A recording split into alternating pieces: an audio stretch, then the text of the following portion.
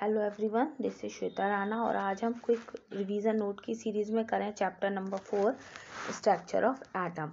देखिए, हमने previous chapter में पढ़ा था कि जो भी हमारे मैटर्स हैं, चाहे वो सॉलिड हो, लिक्विड हो या गैस हो, वो स्मॉलेस्ट पार्टिकल्स के बने हैं, जिसको हमने कहा है एटम कहा है। तो उसी को हमें इस चैप्टर में डिटेल में पढ़ना है और देखते हैं इस चैप्टर में क्या क्या पढ़ना है। सबसे पहले हमें यहाँ पे कुछ मॉडल्स पढ़ने हैं। यहाँ पे हमें पढ़ना है सब एटॉमिक पार्टिकल्स के बारे में, जो हमारे 3 होते हैं, इलेक्ट्रॉन, प्रोटॉन एंड न्यूट्रॉन होते हैं। देखिए ई, आपने नाम इनका बहुत सुना होगा। तो यहाँ पे फर्स्ट पॉइंट दिया है, the credit of discovery of electron and proton goes to J Thomson and the Goldstein. Next point हमारा आता है, J Thomson propose electron are embedded in a positive sphere. इन्होंने मॉडल दिया जिसमें इन्होंने कहा कि हमारे जो क्या कहते हैं इलेक्ट्रॉन्स हैं, वो एक स्फीयर है जो हमारा पॉजिटिव चार्ज है, उसमें इस तरह से हमारे इलेक्ट्रॉन डिस्ट्रीब्यूटेड है। मीन्स आप वाटरमेलन लेते हैं तो उसका जो रेड पार्ट है वो उन्होंने बोला कि प्रोटॉन है, और इसके अंदर जो सीड्स हैं ये हमारे क्या हैं, इलेक्ट्रॉन्स हैं। इसके बाद हमारे कुछ और जो साइंटिस्ट है उन्होंने कुछ मॉडल्स दिए, ये भी हमें यहाँ पे पढ़ने हैं। देखिए, रदरफोर्ड ने हमारा दिया अल्फा पार्टिकल स्कैटरिंग एक्सपेरिमेंट, जिससे उन्होंने जो एटॉमिक न्यूक्लियस है उसकी खोज की। मीन्स जो हमारा एटम है उसके अंदर एक न्यूक्लियस मिलता है।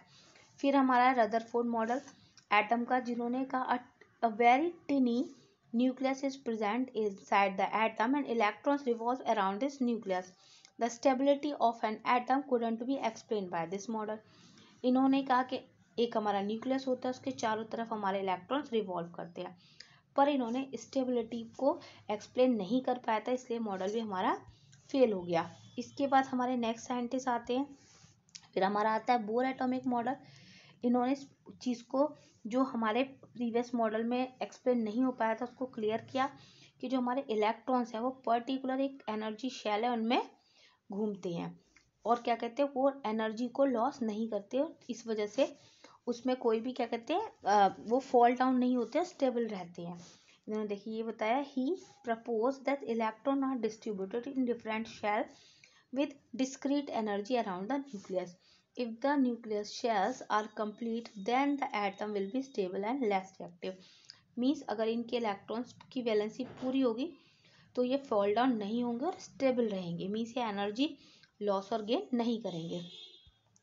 फिर हमारा नेक्स्ट साइंटिस्ट आते हैं। देखिए, अब आते हैं जेम्स चैडविक, जिन्होंने डिस्कवरी की न्यूट्रॉन की इन द न्यूक्लियस ऑफ एटम।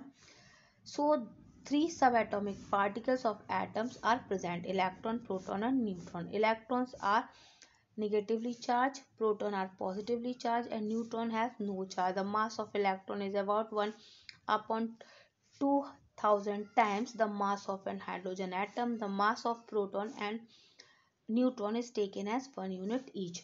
अब इन्होंने क्या कहा चैडविक ने, इन्होंने क्या कहते बताया कि न्यूट्रॉन होते हैं हमारे जो न्यूक्लियस में प्रेजेंट होते हैं, जिससे हमको पता पड़ा कि सब एटॉमिक पार्टिकल हमारे 3 तरह के होते हैं, इलेक्ट्रॉन, प्रोटॉन और न्यूट्रॉन। और जो इलेक्ट्रॉन्स होते हैं वो निगेटिव चार्ज होते हैं, जो प्रोटॉन्स होते हैं वो पॉजिटिव चार्ज होते हैं। हमारा जो इलेक्ट्रॉन है उसका मास बहुत ही कम होता है, और न्यूक्लियस में जो हमारा न्यूट्रॉन होता है वो न्यूट्रल होता है। और हमेशा सिर्फ अगर हम मास की बात करें तो हम नंबर ऑफ प्रोटॉन और न्यूट्रॉन को ही काउंट करते हैं। नेक्स्ट आता है shell of an atom are design KLMN। देखिए, हमें पहले बताया था कि इलेक्ट्रॉन्स न्यूक्लियस के अराउंड घूमते हैं सेल्स में, तो इन्होंने सेल को जो नाम दिया वो दिया KLMN, एनर्जी लेवल पर। अब व्हाट इज द वैलेंसी। अब देखिए यहाँ पे एक और पॉइंट आता है, वैलेंसी क्या है। Valency is the combining capacity of atom. किसी भी एटम की दूसरे एटम से कंबाइन होने की कैपेसिटी को हम क्या कहते हैं, उसकी वैलेंसी। ये हम डिटेल में पढ़ेंगे कि यहाँ पर इलेक्ट्रॉन की जहाँ पे एफिशिएंसी होती है, डेफिशिएंसी होती है, तो ये एक दूसरे से बॉन्ड बनाते हैं, यही इनकी वैलेंसी कहलाता है।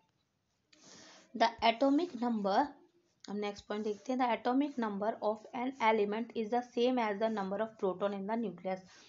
कि हमेशा अगर हम एटॉमिक नंबर की बात करें तो वो हमारा क्या होता है, एग्जैक्टली नंबर ऑफ प्रोटॉन होता है, या हम नंबर ऑफ इलेक्ट्रॉन भी कह सकते हैं। ये हमेशा दोनों इक्वल होंगे, तभी ये न्यूट्रल रहेगा, क्योंकि ये पॉजिटिव है और ये निगेटिव है। नेक्स्ट हमारा पॉइंट आता है, the mass of an atom is equal to the number of nucleons in the nucleus. कि जो भी न्यूक्लियस के अंदर प्रेजेंट होते हैं उनको हम न्यूक्लियॉन्स कहते हैं। ये हमारे होते हैं proton and neutron. Means in दोनों के सम को हम क्या कहते हैं, मास नंबर कहते हैं। ठीक है, नेक्स्ट पॉइंट हमारा आता है व्हाट इज आइसोटोप। अब देखिए, isotopes are the atom of same element which have the different mass number. Means isotopes क्या होंगे, वो एटम्स होंगे एलिमेंट के जिनके मास नंबर हमारे क्या होंगे, डिफरेंट होंगे। अब आइसोबार्स क्या होंगे, atom having the same mass number different atomic number. Mass number same होगा बट एटॉमिक नंबर डिफरेंट होगा। फिर आता है elements are define as the number of protons they possesses. Elements को हम कैसे डिफाइन करते हैं कि उसके में नंबर ऑफ प्रोटॉन्स कितने हैं। यहाँ ये हमें इस चैप्टर में पढ़ना है। तो यहाँ पे क्विक जो रिवीजन है वो खत्म होता है। नेक्स्ट वीडियो में हम चैप्टर डिटेल में पढ़ेंगे। Thanks for watching the video. If you like the channel please like share and subscribe it.